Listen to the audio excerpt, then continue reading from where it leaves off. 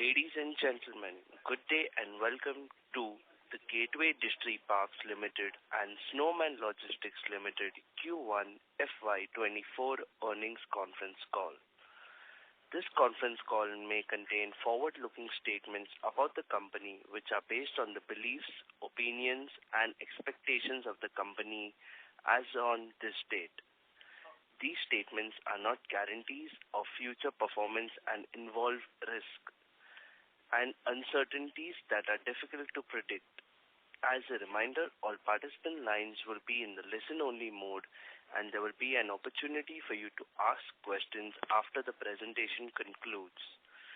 Should you need assistance during the conference call, please signal an operator by pressing star then 0 on your touch-tone phone. Please note that this conference is being recorded.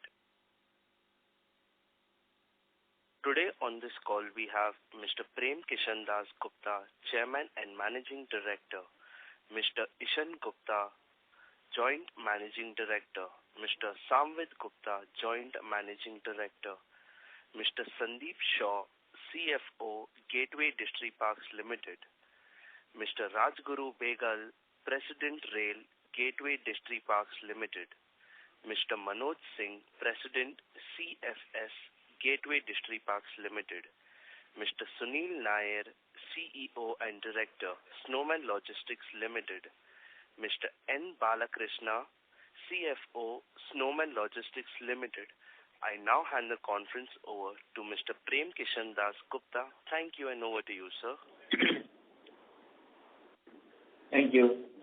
Good afternoon, ladies and gentlemen, and thank you for joining us for our quarterly earnings call for Gateway Distiparks Ltd and Snowman Logistics Ltd. We hope that you have had the opportunity to review our financial statements and earnings presentation, which have been made available on the exchanges and our websites. Overall, Gateway Distiparks performance is satisfactory. The total revenue went up by 8%. The EBITDA went up by 10.6% and the PAT increased by 9% compared to Q1 23. This was despite challenges on the train running side during the full quarter. Firstly, there was a derailment of a container train of one of the private container operators, which led to restrictions on the double stack and running of the trains. Thereafter, in the month of June, we had the cyclone in Gujarat, where it affected both the ports, Mundra and Pipavav. So both the ports were shut for some time, and even when the rail movement started, double stack restrictions were still there, and slowly and gradually it has only come back to normal during the month of July. So we feel that the volumes are there, and in this quarter, in the month of July, we have done well. Both imports and exports have seen upper movement, both in the ICD as well as CFS business. CFS business is impacted because of the buffer yard containers going to a central parking plaza as per customs instructions, so which has affected all the CFS in Nava Sheva. Their volumes have come down. But the management is doing their best to get the volumes, whatever market share and additional volumes. On the rail side also, we can see growth in both imports and exports. So, and coming to Snowman Logistics, we are witnessing high growth and most of our facilities are running full. We are on an expansion plan, so gradually we will add up capacities of chilled and frozen as well as 5PL distribution services, and also grow our dry warehouse management services under the asset-light model. With this, now I hand back to the moderator to take the question and answers. We will be happy to answer your questions. Thank you. Thank you very much. Ladies and gentlemen, we will now begin the question and answer session. Anyone who wishes to ask a question may press star and 1 on their touchtone telephone. If you wish to remove yourself from the question queue, you may press star and 2. Participants are requested to use handsets while asking a question. Ladies and gentlemen, we will wait for a moment while the question queue assembles.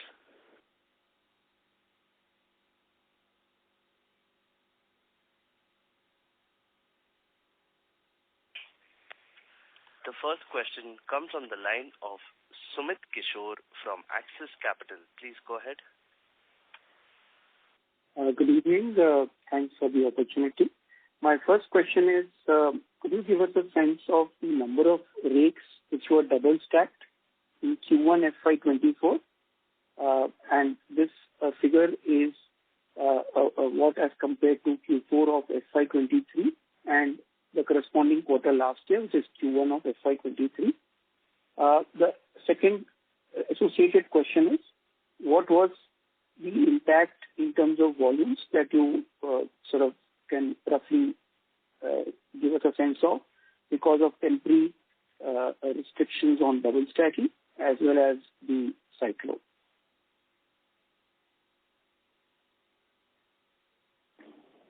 Hi, So we don't share the number of trains of double stack, but overall as a volume, 35% of our volumes were carried on the second stack during the quarter, whereas a year ago this used to be closer to 42-44%.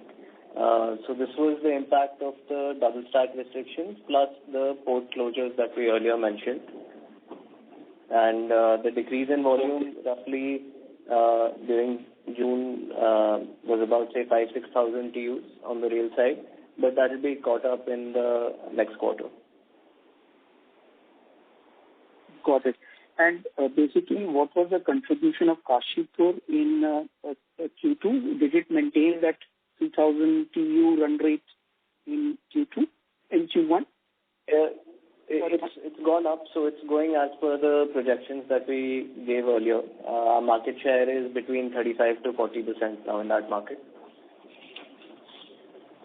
Okay, so it would have contributed 9,000-10,000 TEUs in Q1 as per earlier discussion. Sorry, no, 9,000. My second question is, I said 9,000 to 10,000 TEUs in Q1 of FY24. Yeah, that's correct. Okay. My second question is, briefly touched upon in the opening remarks, but how is the experience on the EXIM imbalance, which, based on macro data, it appears that it got worse in the June quarter. But so how has it improved in July, and is that accompanied with a big pickup in double stacking or normalized double stacking now in July? So imbalance has gone from 60-40 to about, say, 57-43, so it's improved by 2-3%. And we are seeing signs of growth in export going forward. So we expect it to improve further by 2-3%. Got it. Just a bookkeeping question, the last one. What is the tax rate that you expect for the full fiscal? I think the first quarter was about 2% odd tax rate.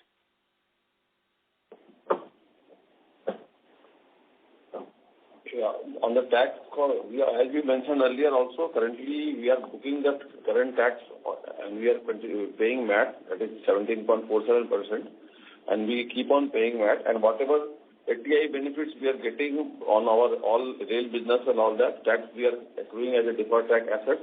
That's why the overall tax expense is very minimal. Is that likely to be the case for the full fiscal this year? And till what time would you exhaust your... Would the tax rate continue to be in low single digits? And till what time will you exhaust all your, tax credit? Over what time frame? After what time frame will the tax rate become normalized? Yeah, we will keep on paying MAT for the current year, and this FTI benefit will be available for us till financial year 26-27. And whatever MAT credits which we are accruing will, based on the current projection, it will get exhausted in financial year 31-32.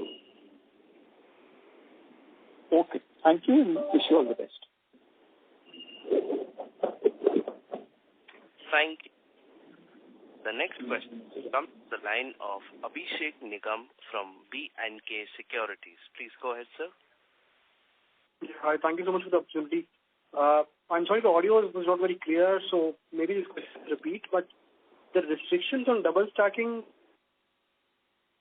second quarter also be impacted by those. So that's my first question. Sorry, your voice got cut in the middle. Could you just repeat your question? Okay, sure. So my apologies if this question is a repeat, but the audio was not very clear. My question is the restrictions on double stacking. So are they still there, and even the second quarter volumes are getting impacted, or is that an issue of the past now? The restrictions have gone away. The only change is that the speed now, maximum speed allowed for double stack trains is 75 kilometers per hour. But other than that, from a loading point of view, we don't have any problems. Fair enough. And the second question is, how are the rail volumes doing in July? And, are you still confident of the 10% volume growth guidance that you gave earlier? Yeah, so volumes are going fine. We are seeing growth in exports, so our growth guidance remains the same what we were getting earlier. Okay, thank you so much. That's it from me for now. Thanks. Thank you. The next question comes from the line of Roshan from B&K Securities. Please go ahead. Yeah, thanks for the opportunity.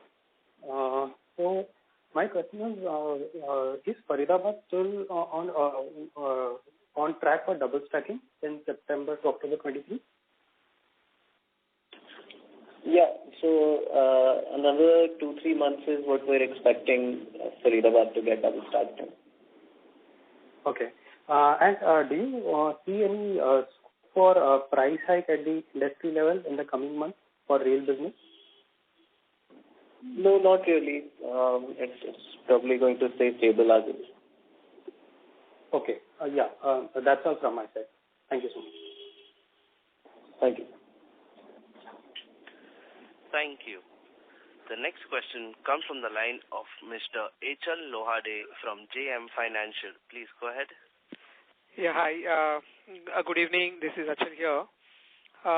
Sir, can you help us with the EBITDA for the CFS and the rail business for the quarter? So we don't give a direct split, but on a per TU basis, we can give a guidance that the rail business is around slightly above 9,000, and the CFS business is at 2,000. And can you help us with what was it in fourth quarter FY23, the previous quarter, immediate preceding quarter? It was about 9,400, 9,500 for rail, and again 2,000 for CFS. These numbers are including other income. Understood. So there is slight contraction in rail business, and this is more to do with the restrictions on the double stack. Is that understanding right? Yeah, that's correct, and low volumes in June due to the cyclone. But, without other income, actually the rail segment has seen a growth. If you look at it, we had a higher other income portion in the last quarter. Okay, understood. Second part is, this 10% growth guidance, can you please just remind us once again, is this excluding Kashipur or including Kashipur volumes? No, it's including Kashipur. So we had given 10 to 15% depending on the macro. So basically the overall growth will be there at all the locations. Like Gari has done the best ever numbers in the month of July. And so we don't have separate numbers for each and every ICD because a lot of it is hub and spoke movement. So in that case, we don't, if you look at Gari, then you see Gari standalone business is at 3.x, and then on the double stack hub and spoke model, I mean, it becomes 1.5x.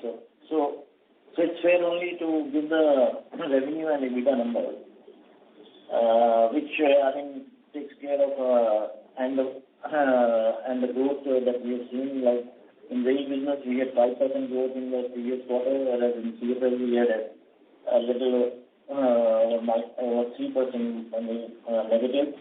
So overall, I would say it was a flat quarter, but rail revenue increased by 12%, and even the EBITDA has increased, Right. Sorry, what is the EBITDA, if we were to look at from a 2 to 3 year perspective, can we look at 10,500 rupees per TU, or it would be more of around 10,000 rupees per TU? Given that it will be more. Yeah. It will be more on around 10,000 rupees, and the volume increase will be the biggest contributor in the revenue. Sorry, your voice is a little weak, sir. Can you please repeat once again? What I'm saying is. Yes. No, basically the volume increase in rail will be where the growth will come from, and that's this revenue will continue growing on the rail side. Correct. Okay. Understood. And if you could help us understand the progress on the new terminal, specifically Jaipur, where we are, what is the likely commissioning date, how do you see the scale up? So for Jaipur, we should be operational by Q4. But as mentioned, in previous calls, that it takes time to ramp up volumes due to shipping line opening it as a acceptance point. And once the movement starts, the first year will just go in building volumes on a slow level. But we expect from the FY2026 then that we'll see proper volumes coming in and it will contribute to EBITDA. Right. And you've mentioned in the press release you're looking at adding terminals. If you could elaborate a bit what sort of capex one could look at and the geographies, if you could. So we're looking at about 100 crores per terminal, and we're looking at 2 immediately, maybe possibly a third as well. But geographically, we won't be able to share right now. Once we've purchased the land, we'll make it known to the public.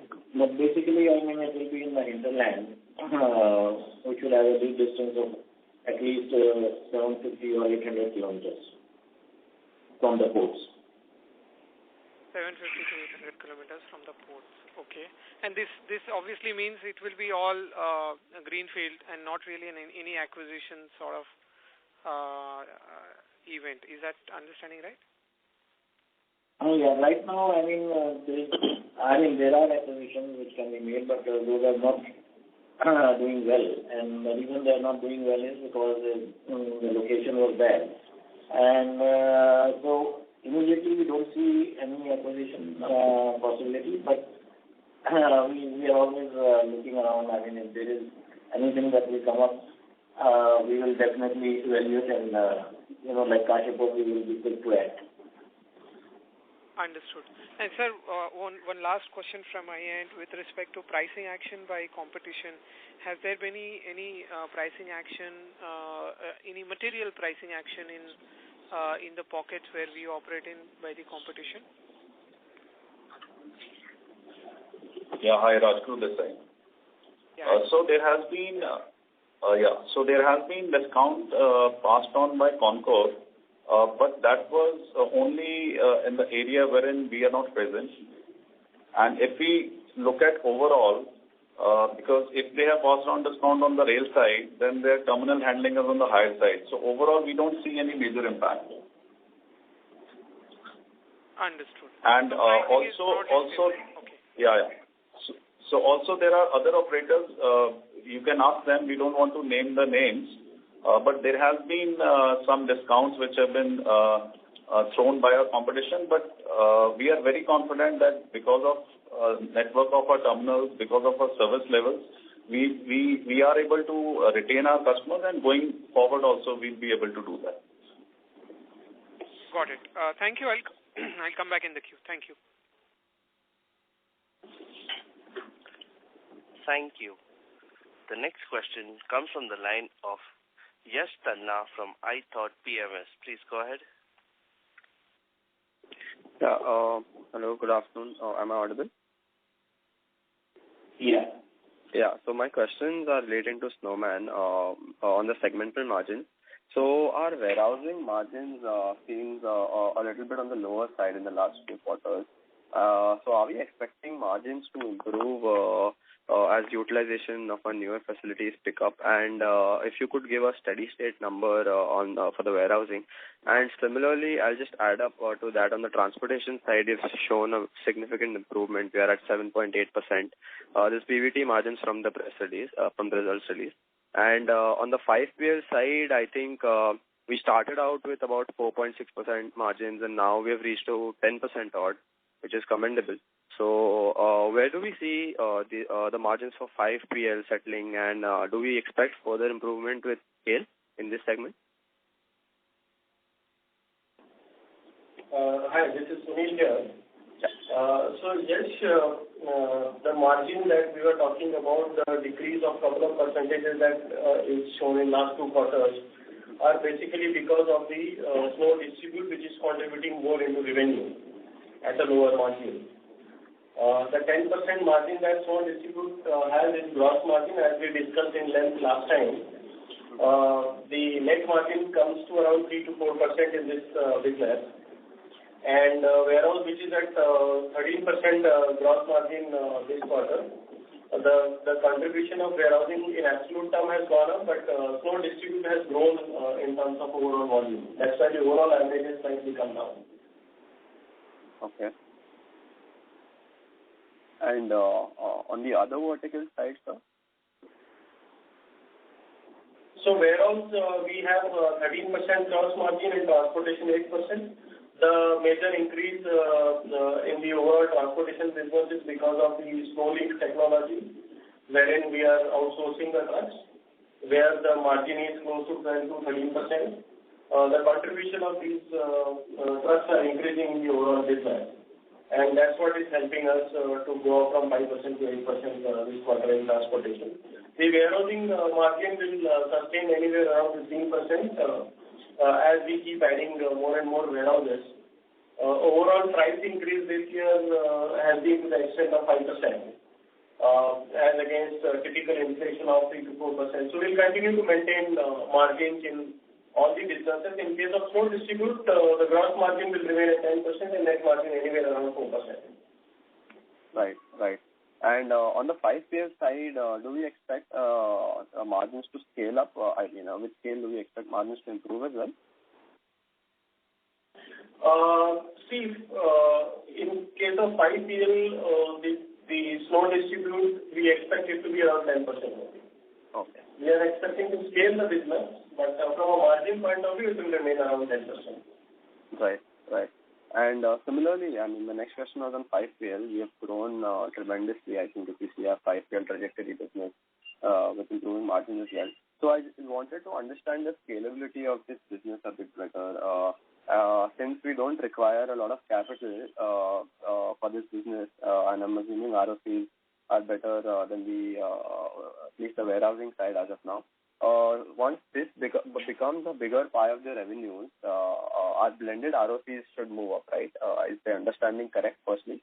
And what ROCs are we doing in this segment, and if we have a target number for the same? You are absolutely right. As we have the share of snow distribute, which is 5PL business increasing, it will help us a lot in terms of ROCE. We don't have a estimate on that for the future. But you are right, because here the capital deployment is very little, only a working capital for inventory holding. So the overall efforts are to see how snow distribute business, 5PL business can grow. Last time when we discussed, we talked about the IT system. Now it is stable, and you can see slight improvement as compared to last quarter. And we expect similar improvement happening every quarter. So on an average, we are expecting this year to add another 50 crores from this study. Right. And what are the current return ratios you're doing in the segment? Sorry, current? ROC?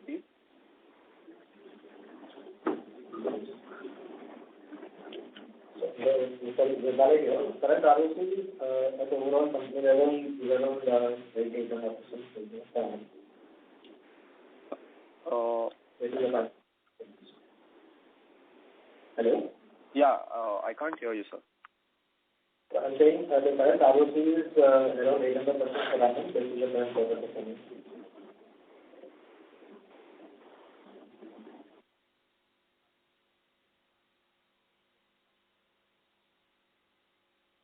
Hello? So we don't calculate ROC segment-wise. It is at company level only. All It right. is around 8%. Got it, sir. And just one more question, if I may. We have mentioned that we are going for a 200 crore capex in the next 2 years, which is almost a 40% addition to our current fixed assets. So the question is mainly related to how confident are we, on utilization of these assets once they start commissioning? Are we in talks with our clients and that once we start, invest and start commissioning these assets, the utilization levels of these assets will pick up sooner than it used to maybe 3, 4, 5 years ago? Yeah. So yes, what we do usually is when we decide a location for a new setup, we do the demand estimation, and mostly 60 to 70% of our utilization is done by the existing set of customers. So we align our location and size of the warehouse depending on our customer growth plans. So in first 6 months of commissioning, we expect facility to be anywhere between 70 to 80% utilized. Sorry, within what time frame? Within 6 months of commissioning. 6 months of commissioning. Okay. All right. That's very helpful. And just a suggestion, sir. If we could keep Snowman's call separate and Gateway's call separate, maybe we could focus and ask more questions on both the businesses. Sure, we'll consider that. You are free to ask all the questions. You have asked too many questions and we have replied. If there is anything still left, you can always talk to Sunil. Why I'm saying that? Because now we see that Snowman is our strategic business, it is, and we are actively looking at the future expansion and all the things. And so to have a separate conference, it does not really help. People who are following Gateway Distiparks should also know what is happening at Snowman, because at the end of the day, we are 42% shareholder in that. So it should be considered as our core activity, and we are not in a hurry to close the call. You can come back again in the queue if you have any more questions. Sure, sir. Thank you a lot, and best of luck. Thank you. Before we take the next question, a reminder to all participants that you may press star and 1 to ask a question. The next question comes on the line of Bhumika Nair from DAM Capital. Please go ahead. Yeah, good evening, sir. Just wanted to check on our Kashipur terminal. We were trying to kind of increase the rail share out there. They were already handling, I think, 3,000 TUs per month. So how is the scale up on that aspect? And also, how is the scale up from a rail perspective? They were already using the terminal, but transition to our rail, etc. How is that kind of moving out? And is the monthly run rate still at 3,000 or has it gone up? Yeah, hi Bhumika. The monthly rate is somewhere close to 3,000. That is without empties. And with empties and some sport cargo which is not. Can you hear me? Yes, sir. Now it is better. Okay. Yeah. So our volume there is roughly 3,000, and we've touched 3,500 also in a month. So it is going well. Just to clarify, the rail share is 100% with us, We had only done third-party rail just 10 days before the transaction as a transition period. So all the movement from Kashipur is all on our rails. And we see ramp-up will continue and we'll take it to 4,000 TEUs very soon. Okay. Got it. And this we would be right now double stacking via the Gadi from a hub and spoke perspective, right? Yeah. Okay. Just in terms of, how is the outlook in terms of volumes that we are seeing in terms of scale up on an overall perspective? Because, Kashipur pretty much came towards the end of the year of last year, only in the fourth quarter. So to that extent, with Jaipur coming in, Kashipur kind of scaling up to 4,000, how is the trade kind of behaving and our market share and scale up there with this? Specific to Kashipur you're asking or overall sales? Both Kashipur and overall. Okay. Rajguru will answer this. Yeah, hi. Rajguru this side. So for Kashipur, as Samvid was mentioning that we have been able to ramp up volumes. So that is primarily on account of our regular services, and we were able to get hold of business from the catchments which are near to Kashipur. For example, Rudrapur, Sitarganj and Moradabad belt. So we've been able to get not only the import volumes from our competition and from the nearby catchments, but also we have seen some upsurge on the export volumes. So very soon we will be touching that 4,000 TEU mark. Given the kind of sales pipeline we have and the kind of projections which the current customers have given to us. Right. Yeah, and generally on other terminals, we are seeing some growth. Exports are starting to pick up slightly. So that 10 to 15% growth number that we're giving is looking on track. Okay. So I'll also share the perspective in terms of our NCR terminals where good growth has started happening. So if we look at our Gadi terminal, the auto volumes are back, and the auto reefer volumes, then some electric and yarn volumes, so they are contributing in the rise of export. In any case, import was always stable because of polymer and auto. But at our Faridabad, the terminal, where we are doing a lot of buyer console, so there has been some uptick in the export order booking. So all the cargo which is bound for US and Europe for Christmas season, that has also started coming in. That is one of the reasons that we have done good volumes in July. And we are seeing that we will be handling very good and healthy volumes in the Q2. And this trend will continue. Sir, from that logic, shouldn't the growth be higher than the 10% because there will be a full ramp-up of Kashipur, which was not there earlier, and Gadi is starting to see traction plus Faridabad, not to mention towards the end of the year, maybe not Jaipur, but at least these terminals should kind of start seeing a better growth profile. So to that extent, our growth should be higher than 10%? Yeah, so the imbalance really matters a lot. We can technically handle much more imports if needed, but that will destroy our margins and create a further empty running, underframe running. Also from a rail capacity point of view, we are pushing our limit with 31 trains. So we have 3 more trains in pipeline which will be there before the end of the financial year. So that will also help us add the volume. So until that comes and the macros improve to a more balanced situation for export, that's why we're sticking with these 10 to 15% numbers. Okay.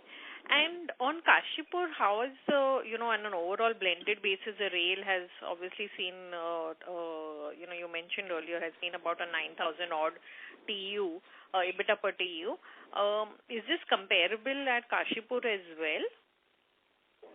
Yeah, it's similar. Okay. Okay, great. I'll come back in the question queue. Thank you and wish you all the best. Thank you. Thank you. The next question comes from the line of Jainam Shah from Equirus Securities Private Limited. Please go ahead. Yes, sir. Thanks for the opportunity. Good evening, team. So this question mainly relates to the capex guidance for the gateway, as we are constructing Jaipur, along with we are planning to add two or three more ICDs in upcoming months. So what kind of capex outgo would be there for the gateway in at least next 2 to 3 years time? So we'll have about 300 crore capex in the next 2 years. This will include 2 new terminals, upgradation at existing terminals in terms of warehousing capacity and extension of container yard, as well as replacement of our vehicles, and also balanced construction works of Jaipur. Got it. And apart from that, as we are adding 2 more new terminals, so is it safe to assume that those would be commencing the operation probably somewhere in 26 and ramping up volume in 27, and overall trajectory would be better post 26 only? So once we finalize it, it'll take about, post land purchase, it'll take about 12 months to construct it, and then another 12 months to ramp up. Got it, sir. That's it from my side. Thank you. Thank you. Thank you. The next question comes from the line of Vipul Kumar Shah from Sumangal Investments. Please go ahead. Hi, sir. Would you repeat the export-import mix, please? I missed it. So it's about 57% imports, 43% exports for the last quarter. But we're looking at slightly better numbers in the upcoming quarter. So should we end the year with 60-40, sir? It's very hard to say. We'll have to see how the macros play out, but hopefully they're closer to 50-50 rather than 60-40. Okay, sir. Thank you. Thanks. Thank you. The next question comes from the line of Jiten Rushi from Axis Capital. Please go ahead. Good evening, sir. Thank you for taking my question. Sir, can you just highlight on the market share in the NCR region? So as we continue to the previous question, you had increased your market share in FY23. So can you articulate the percentage in terms of market share at Ludhiana and overall NCR region where the market share has gone up, and have you retained your market share which was 31% last time? So can you just throw some light on that? Yeah. So in NCR, we have been able to retain a market share of 17%. Gurgaon and Faridabad, both the volumes put together. And at Saneval, we are having a market share of, again, we are retaining 30%. In Uttarakhand market, so where we have started mapping that also. So our market share has increased from 34 to 38%. So that is where our volumes also have risen, and we are able to capture market share. So basically, more or less, except for the Uttarakhand, we have maintained our market share.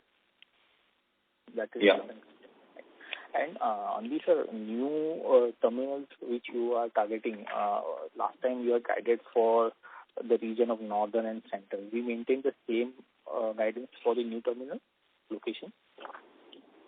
Yeah. And sir, final question is on the capex incurred so far in FY24 first quarter.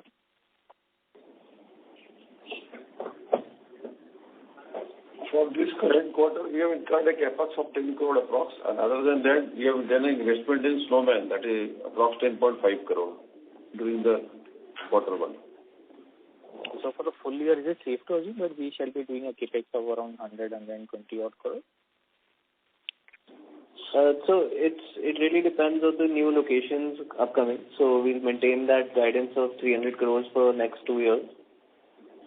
Because Jaipur construction will be coming in, so that will be approximately 50 crores between now and March. And then, other than that, all the other things I mentioned in the previous question, those will also come. So, sir, so far, how much have we spent in Jaipur as CapEx? Jaipur and the land, approximately we spent 30 crores, and then about 10 crores has been spent on the initial construction. To the railways and the initial construction. So basically 40 crores spend? As on today, total investment we incurred in Jaipur is approx 40 crore. 40 crores. Okay, and 90 crore and 50 crore we will spend more. Okay. So that's it from my side. Thank you and all the best, sir. Thank you. Thank you. The next question comes from the line of Kevin Gandhi from CapGrow Capital. Please go ahead. Hello, sir. Hello. Yeah, hi. Hi, sir. My question was on the point of Snowman Logistics. So basically, there was an article that that private equity are interested in investing into the warehousing space. So can we expect some stake sale to Blackstone or other such private equities coming in future for Snowman Logistics? Thank you. There is a lot of interest in warehousing and in cold chain in general. So that is the reason why we are, like the other investors which you hear of, we are also excited and we are having our capex plans and growth plans. Our cash flows support our growth. So with our internal accruals and a comfortable level of debt, we can keep growing at the pace which we would like. So we would not be looking for any outside investment at this point. And definitely not any stake sale from Gateway's point of view. Okay, thank you, sir. Okay. Thank you. The next question comes from the line of Harsh Shah from Dimensional Securities. Please go ahead. Hi, good afternoon, sir. My question is for Snowman Logistics. During current quarter, we saw quite a sharp increase in our own fleet from 239 to almost 309. So I just wanted to understand, are we expecting a very high growth or what is the strategy here? Yeah, hi. So we have added 20 trailers in our business for moving extreme containers. At the same time, we have added 50 new trucks, refrigerated trucks. We will be disposing of some of the old trucks very soon. So before we do that, we thought we should be replacing with a new truck. So that's the whole strategy. As informed earlier, we expect to be somewhere around 250-260 trucks owned, and on a lease basis around similar numbers as we move forward. Okay. And on the warehousing side, we have capacity of around 136,000 TEUs pallets. So next 2 to 3 years, what kind of capacity addition are we looking to see? Where do you see this nameplate capacity reaching over next 3 years? So I can tell you about next 2 years as per our business plan. We will be adding close to 22,000-25,000 pallet positions with own investments and around similar number of pallet positions on a lease basis where we are going asset light, which is largely focused on dry segments. So you can expect an addition of close to 50,000 pallet positions in 2 years. 50,000. Yes, 50. And this current, out of this existing capacity of 136,000, how much would be leased?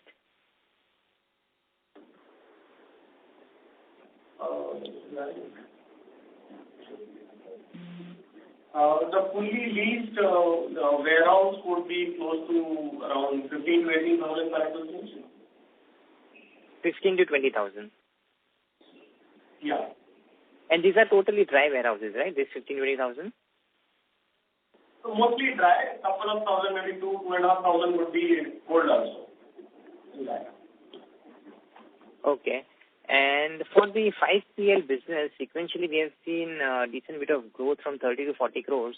So is it from the same clientele, the 3 clients which we had during the last year, or have we added any additional client in this business? No, it is the same 3 clients, their own organic growth. As you know, one of the clients is Tim Horton. Last year they had started the business in June with 1 store. Today they are 20 plus stores. So 20x business has become since it's a startup. So those organic growth, since we are their national partners, everything comes to us. At the same time, for other two clients, we have added some scope of work. New products are added into our 5PL service category. So there's no new addition of customers, but there is new addition of scope of work and new products. Sorry, I didn't get the part. Your voice was quite muffled. About the new addition? New addition is in terms of new products that we are supplying through 5PL services to the same three customers. Okay. And are we active describing any new clients or anything that you can hear on addition of new clients during the current year? Yes, you will hear soon. We are working on it. As it gets close, we will. All right. Thank you so much. Thank you. Thank you. The next question comes from the line of Yash Tanha from iThought PMS. Please go ahead. Yeah, so my question was, of this 200 crore capex, how much of debt are we planning to take and how much will be from our internal cash flow?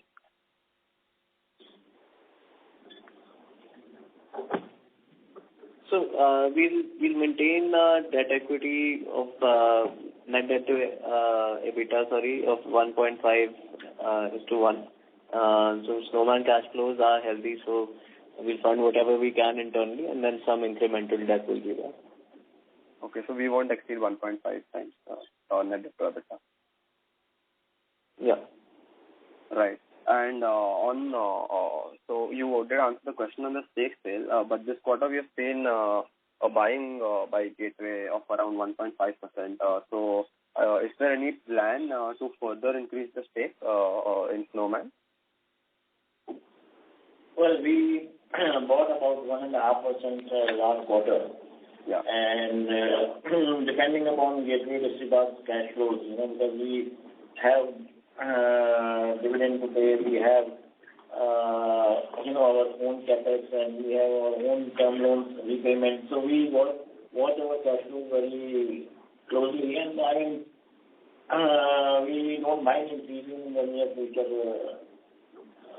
Another couple of %, but timing is not. It will all depend on the cash flow.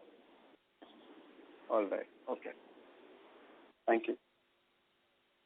Thank you. Thank you. The next question comes from the line of Achal Lohade from JM Financial. Please go ahead. Yeah, thank you for the follow-up opportunity. My question was with respect to DFC. What is the progress on that? When do you see JNPT getting connected? And once JNPT gets connected, how does it impact us? Yeah, hi. So the latest update on DFC is that the total 70% of the construction has already been done. And the latest you must have heard about Dadri to Rewari stretch, which is of 127 kilometers that got operational. And we are already sending our trains via DFC only to Mundra and Pipavav. And regarding the stretch on WDFC, which is yet to be completed, is a stretch of around 570 kilometers. So that is primarily from Sanand to JNPT. So what DFC is telling us that it should be operational by end of next year. So those are the timelines which they have uploaded on their website, and we've been constantly interacting with the senior officers. That is the timelines they are indicating. But all the land acquisition issues, etc., all those sorted in your opinion, or is that still ambiguous? So 90% of the land issues have been sorted, but 5 to 10% there are still some issues which hopefully it should be sorted out within the next couple of months. Understood. And how does it impact us once JNPT gets connected in terms of volume, competition, pricing, margins? So once JNPT is connected through DFC, the only difference will happen is that some of the volumes will shift from Mundra Pipavav to JNPT. Right now, almost 90% of our volumes are for Pipavav and Mundra. So basically, some of the shipping lines will start calling more at JNPT, and then some of the customers will start handing over. So what we are anticipating is there might be some 5 to 10% migration. That is what we are anticipating initially. So, but then it all depends.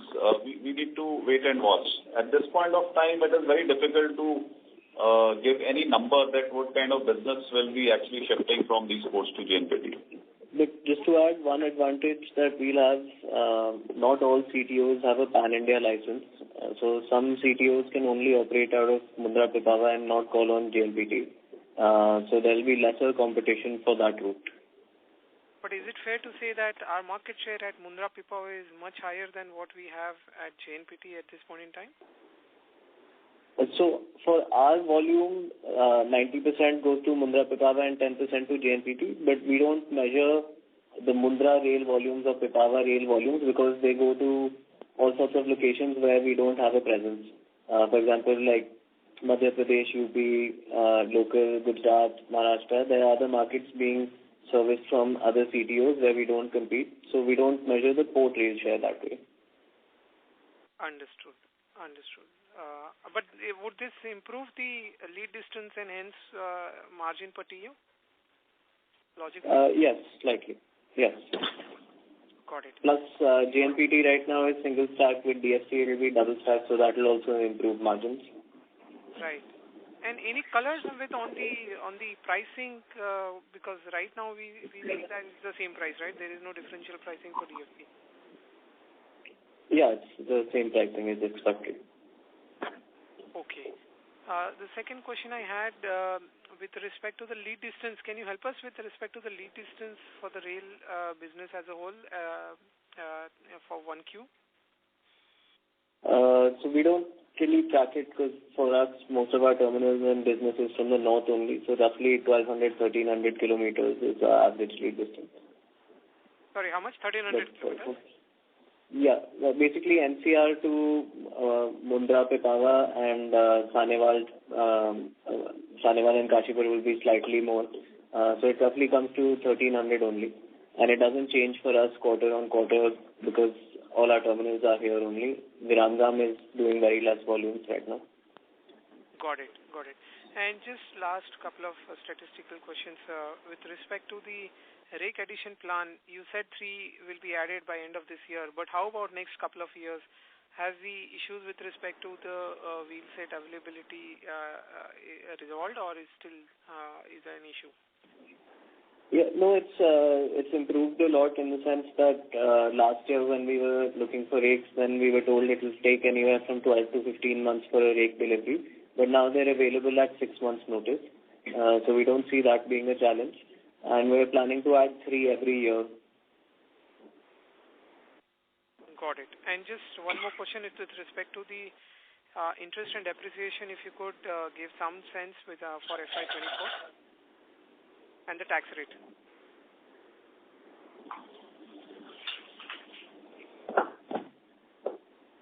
Tax rate, I think Sandeep explained earlier that we are paying back at the rate of 20%, and we are getting the MAT credit. So this will continue according to our projections until financial year 27, and then the MAT credit will be utilized until 31 or 30 days. So until then we'll be having this lower tax rate. And on the interest and debt, the interest cost the interest cost for this quarter is 10.4 crore, and based on our current projection and all, we will continue to pay interest cost of 10 crore approx per quarter, or based on our cash flow improvement, it may come down also. And depreciation and amortization, right now, whatever 23 crore of depreciation for the quarter, it will remain in the same line for the current year, till the time new capex addition happens, which will happen in the quarter 4. Understood. Thank you and wish you all the best. Thank you. Thank you. The next question comes from the line of Harsh Shah from Jefferies. Please go ahead. Yeah, hi. Thank you for the opportunity. Just wanted to clarify on the EBITDA per TU number which you gave. Actually, voice is not very clear. So can you just repeat those numbers, please? Thank you. Yeah. So for rail, it's approximately 9,100, and CFS it's about 2,100. Okay, and this is including your other income, right? Yeah. And what would be the same number for the last quarter, 4Q? So rail would be about 9,400 and CFS again similar, about 2,100. Okay. Thank you for the clarification. Thank you. Thank you. Ladies and gentlemen, that was the last question for today. Participants that have missed out due to time constraints, they can reach out to the management and SGA. On behalf of Gateway Distriparks Ltd, that concludes this conference. Thank you for joining us, and you may now disconnect your line.